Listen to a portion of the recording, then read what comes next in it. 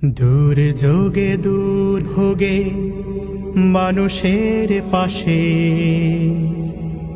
চেয়ে দেখো কারা আজ আগে ছুটে আসে। জামাতে ইসলামী বাংলাদেশ,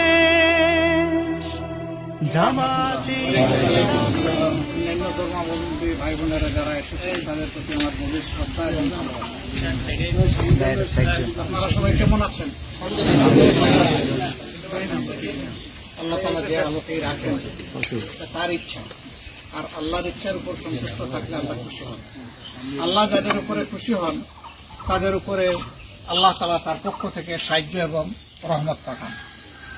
আমরা সবাই মানুষ, আমার উপরে যে আল্লাহ বিপদ দিলেন না, এটাকে আমার উপর আল্লাহর কম মেহেরবানি, অনেক বড় মেহেরবানি। এখন আপনাদের উপর বিপদ দিয়ে আল্লাহ আমাকে পরীক্ষা করতে চান যে আমি আপনাদের বিপদকে আমার বিপদ মনে করি কিনা। আমি যদি আমার বিপদ মনে করি তাহলে আমি আশা করি যে আমার আল্লাহ আমাকে আরো বেশি সাহায্য করবে।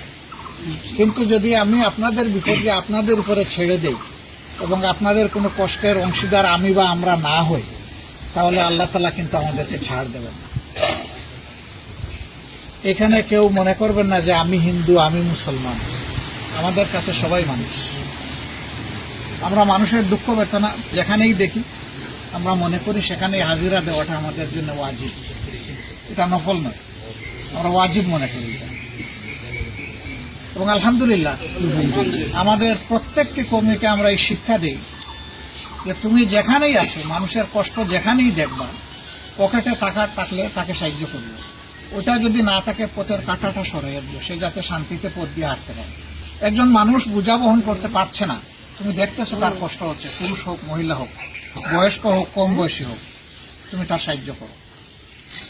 আমি গত কয়েকদিন আগে বরিশাল এসে গেলাম, তা আমি প্লেনে উঠবো, ওঠার সময় খেয়াল করলাম একজন মহিলা বেশ শক্ত একটা ব্যাকপ্যাক, মানে পিছনের ব্যাগ নিয়ে উনি বিমানে উঠতেছেন, হাতে তার আরেকটা ব্যাগ। এখন ওই ব্যাগের ভারে তিনি একদিকে কাত হয়ে পড়ে যাবেন, এইরকম অবস্থা। অর্ধেক সিঁড়ি উনি উঠে গেছেন, আমি শুধু দেখলাম। এখন ভিতরে উঠে তিনি তার যে ভারী ব্যাগটা উপরে রাখবেন বাকেটের মধ্যে, এটা উনি পারছেন না। আমি বললাম যে আপনি যদি অনেক কষ্ট না নেন, আমি একটু সুযোগ নেই। উনি আমার দিকে তাকাইয়ে বললো যে আপনি মুরব্বী মানুষ। আমি বললাম না, আমি তো মুরব্বী নই, আমি জোয়ান, আমাকে সুযোগ দেন আপনি। হোস্টেজ আসছে পাশে, বিমানবালা আইসা বলতেছে এটা ঢুকবে। আমি বললাম যে দেখি আল্লাহর নাম নিয়ে চাপ দেই ঢুকে কিনা। ঢুকে গেল আলহামদুলিল্লাহ। যখন বিমান এসে থামলো বরিশাল এয়ারপোর্টে, আমি তখন নিজেই ওটা আবার নামে ওনার হাতে দিলাম না। উনি বললো যে আমার হাতে দেন। আমি বললাম যে আপনি পড়ে যাবেন, আমি এখন আপনার হাতে এটা দিব না, এখন এটার মালিকানা আমার। আপনি যখন লাউঞ্জে যাবেন, এই বিমান থেকে নেমে বিশ্রামের জায়গায় অথবা আপনার আপনজনের কাছে যাবেন, তখন আমি আপনার হাতে এটা আবার দিয়ে দেব। বের হয়ে আসলাম, বিমান থেকে নামার পরে উনি বলতেছেন এখন আমার হাতে দিন। আমি বললাম না, এখনো আপনি নেওয়ার সময় আপনার আসেনি। তো উনি আমার দিকে ফেল করে তাকাইতেছেন। তখন সঙ্গে আর একজন ছিলেন, তিনি আমার পরিচয় দিয়ে বললেন যে ইনি অমুক। মহিলা দিকে আরো অবাক হয়ে তাকাইতেছে, মানে অমুক লোক আমার ব্যাগ বহন করবে, আমার ব্যাগ বুঝা নিবে, এটা কি হয় নাকি? বাইরে আইসা দেখি যে ওনার স্বামী আসে নাই। উনি ফোন দিচ্ছেন তুমি কোথায়? তো উনি বলতেছেন যে আমি আসতেছি, অমুক জায়গায় আটকা পড়ছি। আমি বললাম যে আমরা কি আপনার জন্য অপেক্ষা করব না আপনি এখানে বসে অপেক্ষা করবেন? বলে যে না, এখানে বসে। বলে এবার ব্যাগ আপনারটা আপনি। এখন এই মহিলা, আমি যদি ব্যাগটা বহন নাও করতাম তার, সে তো কষ্টে মষ্টে এটা টানত। আমি কি জন্য করেছি জানেন? আমি ওই রকম এক মায়ের পেটে জন্ম। কে মুসলিম কে হিন্দু এটা আমার কাছে বিষয় নেই, সবাই আমার মা। আমি মায়ের দৃষ্টিতে দেখি। আমি আমার সহকর্মীদেরকে বলি, সাধারণ মানুষকে বলি, মহিলাদেরকে মা হিসাবে দেখবা। একজন বলছে যে স্ত্রীকে কি হিসাবে দেখবো? বলে তোমার সন্তানের মা হিসাবে দেখবা। তুমি তোমার মাকে যেভাবে শ্রদ্ধা করো, তোমার সন্তানও তার মাকে সেইভাবে শ্রদ্ধা করে। ওই শ্রদ্ধার জায়গা থেকে তাকে দেখো। আমাদের সমাজে এ নিয়ে অনেক বিপর্যয় হয়। মায়ের দৃষ্টিতে দেখলে শয়তান আমাদের কাছে আসবে না। সম্মানিত ভাইয়েরা, যেদিন আবহাওয়া অ্যালার্ট দিচ্ছিল, এটা তো আরো এক সপ্তাহ আগে থেকে দিচ্ছিল, আমরা খেয়াল রাখছিলাম ওই দিকে। বাতাস যেদিন শুরু হবে, ঘূর্ণিঝড় যেদিন এখানে হামলে পড়বে, আমরা নিয়মিত যোগাযোগ রাখার চেষ্টা করেছি 12টা জেলার সাথে। পরে আরো 4টা জেলা যোগ হয়ে হয়েছে 16 জেলা। কক্সবাজার থেকে শুরু করে একদম সাতক্ষীরা পর্যন্ত এই বেলটা, সমুদ্র উপকূল পুরাটা।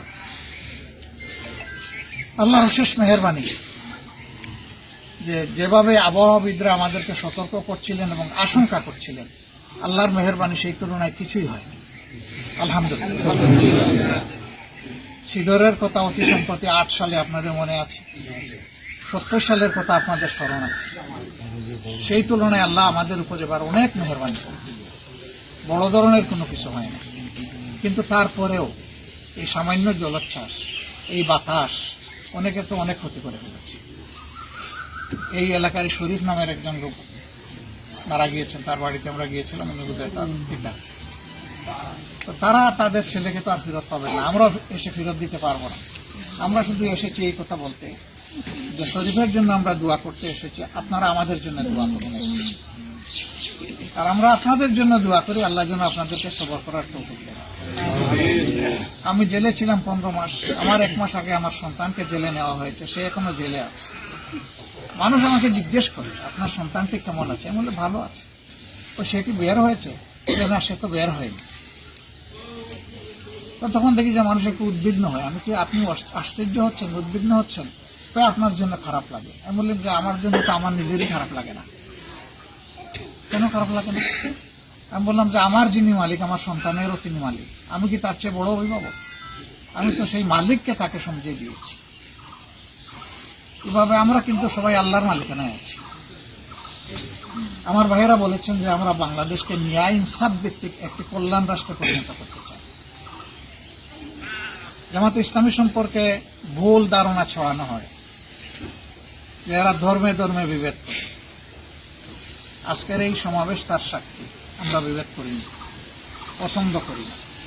সিডরের সময় 7 দিনের জন্য আমি এসেছিলাম এই অঞ্চলে কাজ করতে।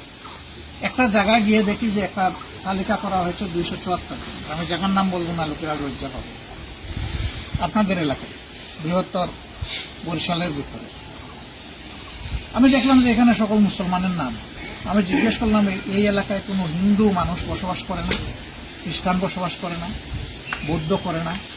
বললো যে এখানে বৌদ্ধ এবং খ্রিস্টান এই এলাকায় বসবাস করে না, কিন্তু হিন্দু আছে।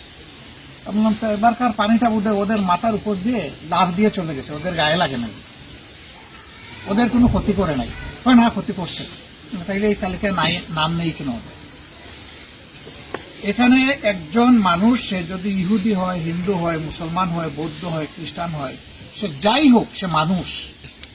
যে সবচেয়ে বেশি ক্ষতিগ্রস্ত তার নামটা থাকবে 1 নম্বর। এরপরের ক্ষতিগ্রস্ত লোকটার নাম 2 নম্বরে আসবে। আমি বললাম যে সরি, আমি জোড় হাতে মাপ চাই, আমরা সামান্য জিনিস নিয়ে এসেছিলাম, আজকে এগুলো দিব না। আপনারা তালিকা সঠিক করুন, সঠিক তালিকা করে আমরা কালকে আবার আসবো আপনাদেরকে দেখে। তো লোকেরা তো একটু হইচই শুরু করেছে, কষ্ট করে এসেছে। আমরা যখন গিয়েছি হয়তো আরো 1 ঘন্টা 2 ঘন্টা আগে এসে বসে আছি। আমি তাদের কাছে মাপ চাইলাম, ভুলটা আমাদের ভুলের জন্য আমি সবার কাছে মাপ চাই। আল্লাহ বাঁচাইয়া রাখলে আগামী দিন আপনাদের সাথে আবার দেখা হবে, কষ্ট করে আসবেন। আর যারা আসতে পারবেন না তাদের ঘরে আমরা পৌঁছে যাবো ইনশাআল্লাহ, আপনাদের হক নেই। মানুষ মোটামুটি একটু শান্তি পাইল। পরের দিন আমরা গেলাম, দেখি যে এবার তালিকাটা ঠিক হয়েছে। এবার মানুষের তালিকা হয়েছে, কোনো ধর্মের তালিকা হয়েছে। আমরা ভুল আমরা করতেই পারি, কিন্তু আমরা সবসময় এই ব্যাপারে সজাগ যে ইনসাফের জন্য কোনো ব্যতিক্রম না হয়। আল্লাহ খাওয়ানোর সময় আমার এই বোনদেরকে খাওয়ায় না, শুধু আমাদেরকে খাওয়ায় না, সবাইকে রিজেক্ট দেয়। তো আমি কে তাদের রিজেক্ট বন্ধ করা? আমি কে এই তালিকা থেকে তাদের বাদ দেওয়া? আমরা এইভাবে একটি দরদি সমাজ চাই, যেই সমাজ প্রত্যেকটা মানুষকে মানুষ হিসাবে সম্মান করে। আর এই দিন যখন আমরা সামনে দেখবো, সেদিনই সত্যিকার অর্থে একটা কল্যাণ রাষ্ট্র।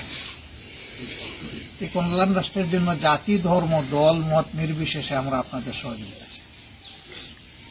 আমি আজকে সরকারের বিরুদ্ধে কথা বলতে আসিনি, এটা আমার দায়িত্ব না।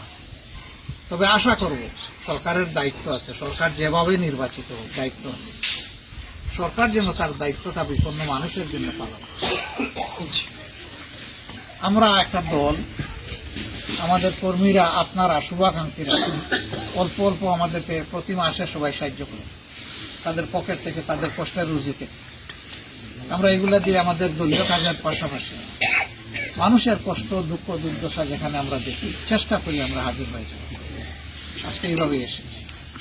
যে সন্তানটা আমার এই ভাইয়ের ইন্তেকাল করেছে, আমরা দোয়া করি আল্লাহ তাআলা তাকে শহীদ হিসেবে করুন, ক্ষমা করুন, তার কবরকে আল্লাহ প্রশস্ত করুন, তার কবরের উপরে আল্লাহ রহমত নাজিল করুন, তাকে আল্লাহ তাআলা জান্নাতি মেহমান হিসেবে কবুল করুন, তাকে আল্লাহ তাআলা জান্নাতের নাজ নিয়ামত দান, এবং তার আপনজন, মাতা পিতা, তার স্ত্রী, তার ছোট্ট একটা বাচ্চা, আমার খুব খারাপ লাগতো, 2-2.5 বছর হবে বয়স, সেটা এতিম হয়ে গেল, সে আর বাবা ডাকবে না, সেই পর্যায়ে পড়ে গেছে।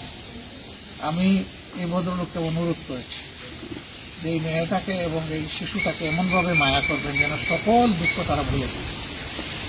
আল্লাহ আপনাদেরকে তাওফিক দান করুন। আমরা সামান্য একটু কিছু ভাই হিসাবে আপনাদের কাছে নিয়ে এসেছি। এটা বলতে আমার শরম লাগে, এটা দিয়ে আপনাদের দুঃখ দূর হবে এটা মনে করি না, কিন্তু এটা দিয়ে জাস্ট আপনাদের বিপদে আপনাদের সাথে শরীক। আপনারা যদি খুশি মনে কবুল করেন আমরা কৃতজ্ঞ হব। আমরা দয়া দেখাতে আসিনি, বরঞ্চ দায়িত্ব পালন করতে আসি। এতে দায়িত্ব পালন হয় কিনা আল্লাহকে ভয় করছি।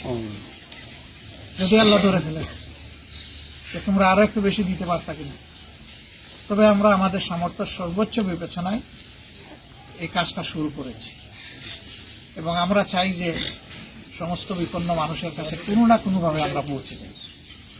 আমরা সরকার নই, কিন্তু আমরা দায়িত্বমুক্ত নই। আমরা মানুষ, এই সমাজ আমরা বদলাতে চাই, একটি কল্যাণধর্মী রাষ্ট্র কায়েম করতে চাই। সেই রাষ্ট্রের স্বরূপ কী হবে আর এই রাষ্ট্রের খাদেমরা কেমন হবে তা এই ময়দানেই ট্রেনিং হওয়া উচিত, এবং এটা হবে মানুষের বিপদের সময়, অন্য কোনো সময় নয়। সুখের সময় ডাক দিলে মানুষের কোনো অভাব হবে না, বিপদের সময় কে আমারে দেখতে আসে এটাই হলো আসল বিষয়। আমরা এটা দাবি করছি না যে আমরা চ্যাম্পিয়ন, কিন্তু আমরা এটা নির্দ্বিধায় বলতে পারি যে এরকম বিপদ আসলে আমাদের অন্তর মানুষের জন্য কাঁদে, যে আল্লাহ তুমি একটু তৌফিক দাও না, মানুষের জন্য একটা কিছু করি। আপনারা দোয়া করবেন আমরা যেন মানুষের কল্যাণে নিজেদেরকে উজাড় করে দিতে পারি। এই এলাকার জন্য দোয়া করি, আল্লাহ এই এলাকার বরকত এবং রহমত নাজিল করুন। আপনারা মূল্যবান সময় এখানে এসে দিয়েছেন, আমরা কৃতজ্ঞ। ঘরে ঘরে যাইতে পারলে আরো খুশি হতাম, কিন্তু আরো কিছু কাজ আজকেই আছে, সেগুলো সারতে গিয়ে আপনাদের এই সহযোগিতার জন্য আমরা আন্তরিক কৃতজ্ঞতা এবং মোবারকবাদ জানাই। আপনাদের জন্য আমাদের বগুড়া দোয়া থাকুন, আমাদের জন্য আপনারা দোয়া থাকুন। আমরা যে একটা কল্যাণ রাষ্ট্রের স্বপ্ন দেখি, যে রাষ্ট্রে মানুষে মানুষে কোনো হিংসা এবং ভেদাভেদ থাকবে না, সেই রাষ্ট্র কায়েমে আপনাদের আমরা কলিজার ভিতর থেকে, অন্তর থেকে আপনাদের সহযোগিতা আমরা কামনা করি। আপনারা আশা করি আমাদেরকে সহযোগিতা করবেন ইনশাআল্লাহ। সবাইকে ধন্যবাদ। আসসালামু আলাইকুম ওয়া রাহমাতুল্লাহ। মাজলুম অসহায় মানবতার ডাকে, মাজলুম অসহায় মানবতার ডাকে, সবার আগে দেখো তাদের পাবে। জামাতের কর্মীরা সারা পৃথিবীতে কালেমার দাওয়াত দিয়েই যাবে।